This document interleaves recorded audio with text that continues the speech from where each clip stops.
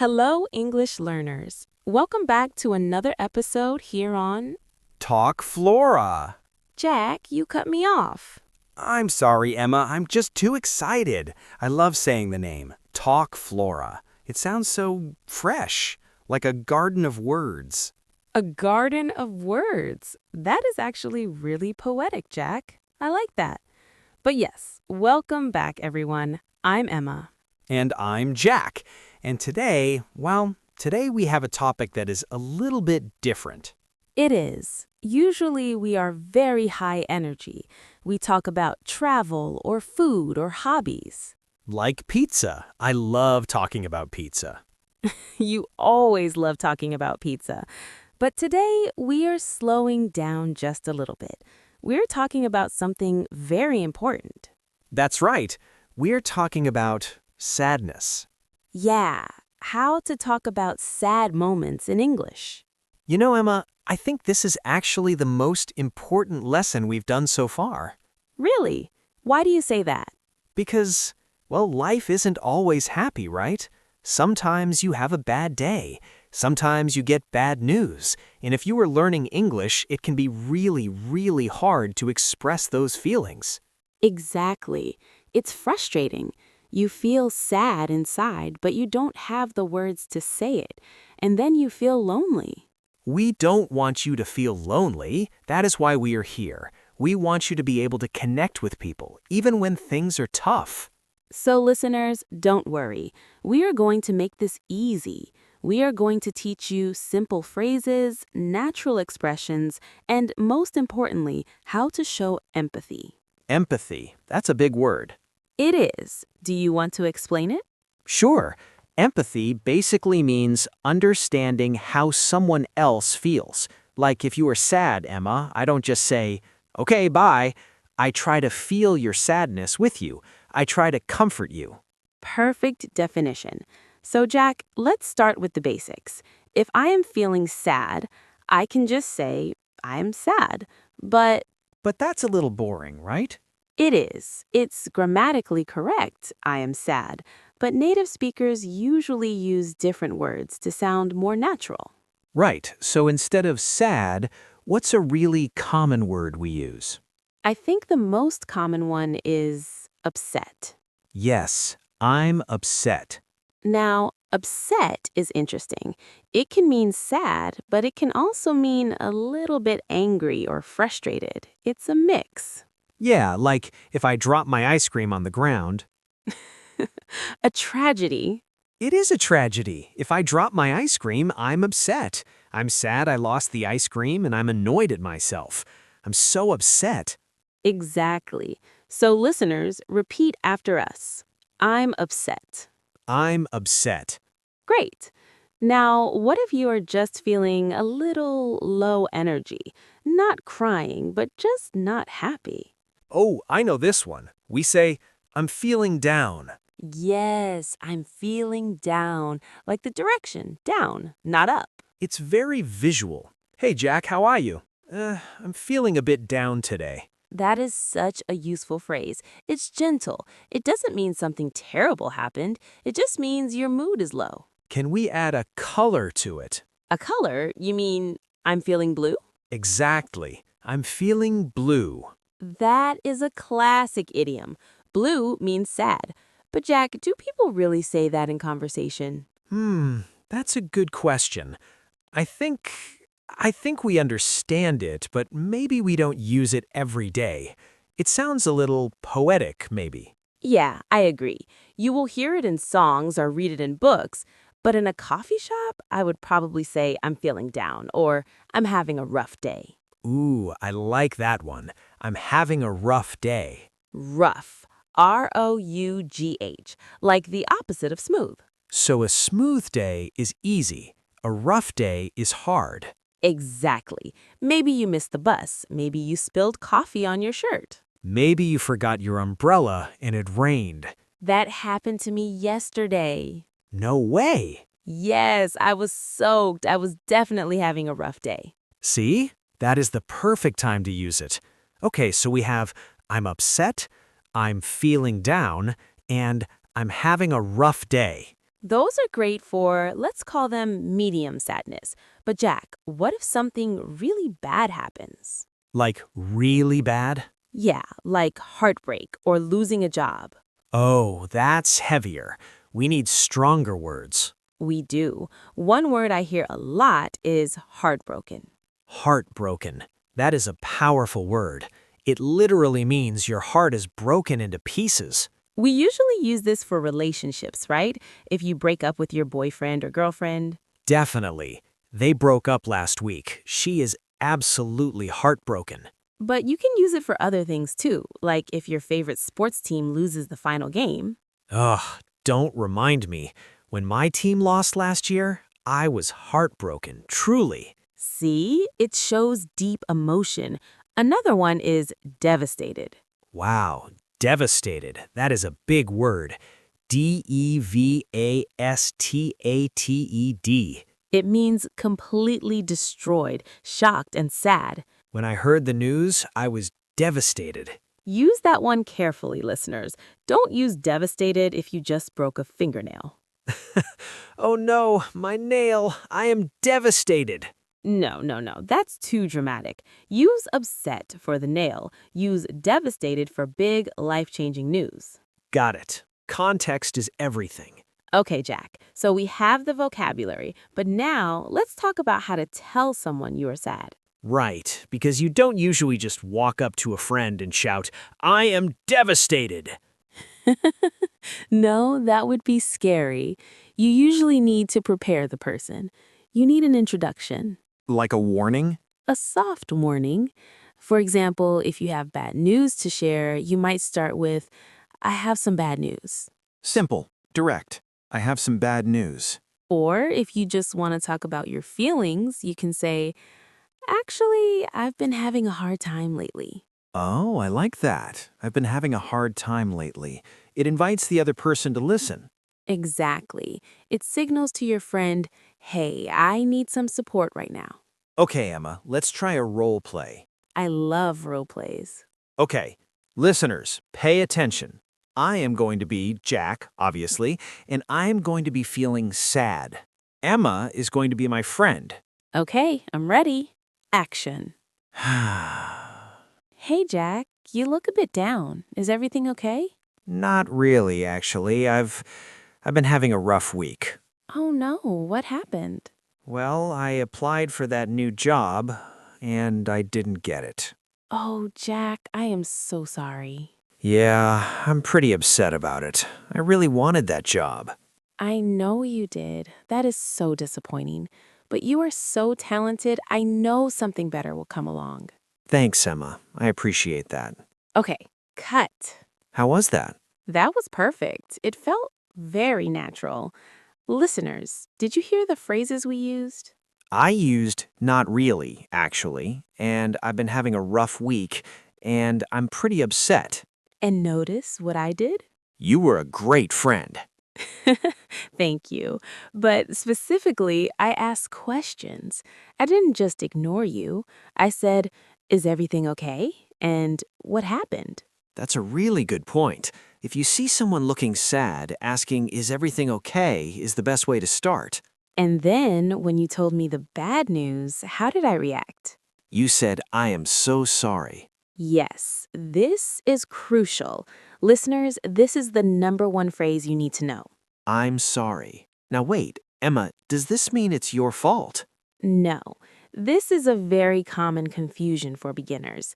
If I say I'm sorry, usually it means I apologize because I made a mistake. Right, like, I'm sorry I stepped on your foot. Exactly. But in English, when someone shares bad news, we also say, I'm sorry. In this context, it means, I feel sadness for you, or I regret that you are hurting. It's sympathy. Yes. So if Jack says, my dog is sick, and I say, I'm so sorry, I am not saying I made the dog sick. That would be terrible. I made your dog sick, sorry. No, it just means I care about you. So please use, I'm so sorry, or I'm sorry to hear that. I'm sorry to hear that. That is a very safe polite and kind phrase. Let's practice that. Jack, tell me something sad. Maybe something small. Okay, I lost my wallet yesterday. Oh no, I'm so sorry to hear that. Did you find it? No, it's gone. That sucks. Whoa, that sucks? Is that okay to say? Good catch. That sucks is very informal. It is slang. You should only use it with friends. Do not say that sucks to your boss. Imagine, boss says, our profits are down this year. You say, that sucks, boss. You would get fired. Totally fired. So, that sucks is for friends. What is a more polite version? You can say, that's terrible, or that's awful. That's awful. That works for everything. Yes, or that's a shame. That's a shame is a bit lighter, right? Like, the concert was canceled. Oh, that's a shame. Exactly. It's for disappointment, not tragedy. Okay, I have another phrase I hear in movies. I'm here for you. Oh, I love that one. I'm here for you. It sounds so supportive. It is. It means if you need to talk or if you need help, I'm available. It's like offering a shoulder to cry on. Speaking of crying, Jack, is it okay to cry? Of course, it's healthy. In English, we have some phrases for crying too. Obviously, crying. But if you are crying a lot? We might say bawling, bawlling. She was bawling her eyes out. That means crying very hard, usually with noise. Or tearing up. Tearing up is the opposite. It's just a little bit of water in your eyes. Maybe you are watching a sad movie. I'm not crying, I'm just tearing up. You always cry at movies, Jack. It's true. The ending of Toy Story 3, every time. I tear up every time. It is a sad movie. Okay, let's do another role play. This one, let's make it a little bit more serious. Not super tragic, but maybe just stress. A lot of our listeners are students or they work hard, so they understand stress. Good idea. I will be the one with the problem this time. Okay, I'm ready. Hey, Jack. Hey, Emma. Wow, you look exhausted. Are you okay? Honestly, not really. I'm feeling really overwhelmed. Overwhelmed? Why? What's going on? It's just work. I have so many deadlines, and my computer crashed yesterday, and I feel like I can't catch up. I just want to give up. Hey, don't say that. Listen, that sounds incredibly stressful. I can't believe your computer crashed. I know, it's too much. I get it. It sounds really tough. But Emma, you were the hardest worker I know. You can handle this. You think so? I know so. But you need a break. Why don't we go get some coffee? My treat. That sounds amazing. Thanks, Jack. Anytime. I'm here for you. Oh, Jack, my treat. You are the best friend. I try. My treat means I will pay, listeners. It's a nice way to cheer someone up. So let's break down that conversation. I use the word overwhelmed.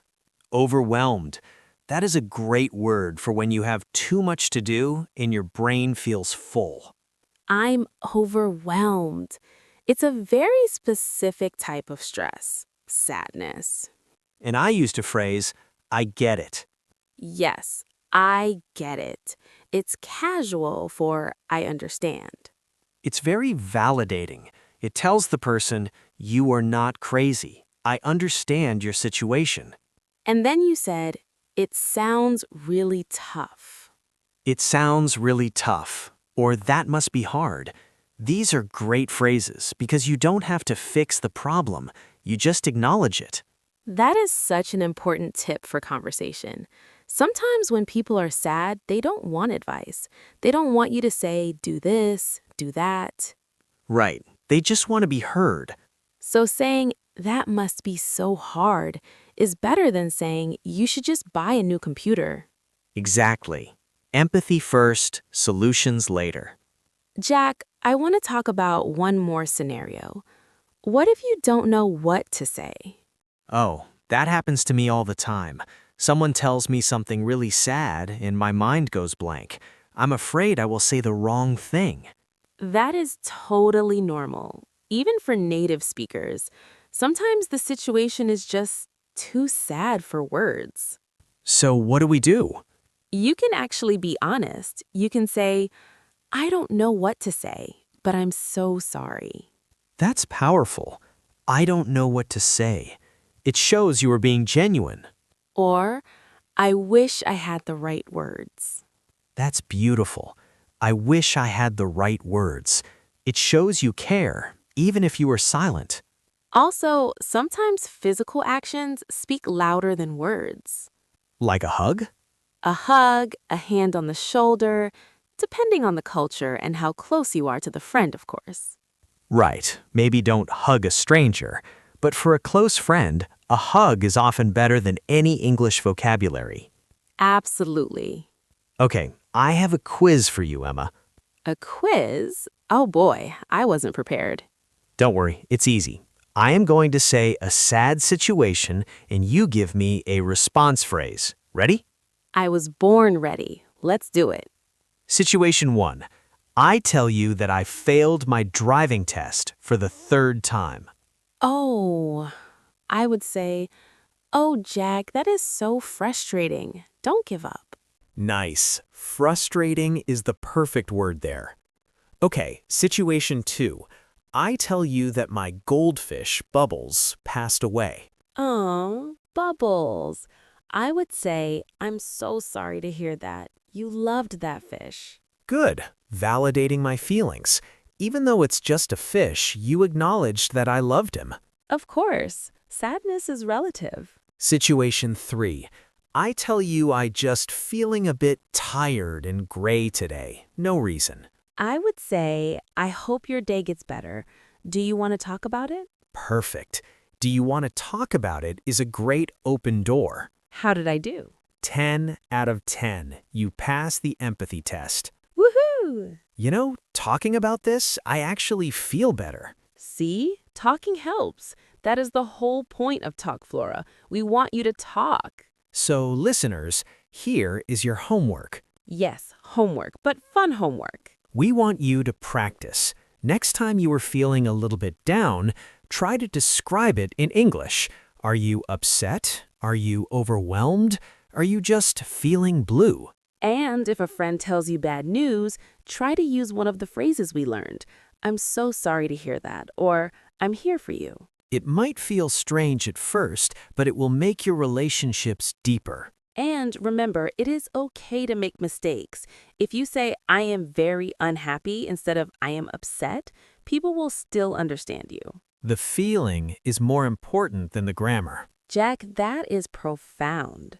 I have my moments. Before we go, we have to remind our listeners about something important. The subscribe button. Yes, if you liked this video, if you felt a connection with us, please hit that subscribe button. And turn on the notification bell so you never miss a conversation. We upload new videos every week. Also, leave a comment below. Tell us, what do you do when you feel down? Do you listen to music? Do you go for a walk? Do you eat chocolate? I eat pizza. Definitely pizza. We know, Jack. We know. But seriously, write it in the comments. It's great practice. When I feel down, We read every single comment. We love hearing from the Talk Flora family. You guys are the best. Thank you for joining us on this slightly sad but hopefully helpful topic. Keep talking, keep learning, and keep growing. Even on the sad days. Especially on the sad days. Goodbye, everyone. See you next time. Bye. Take care.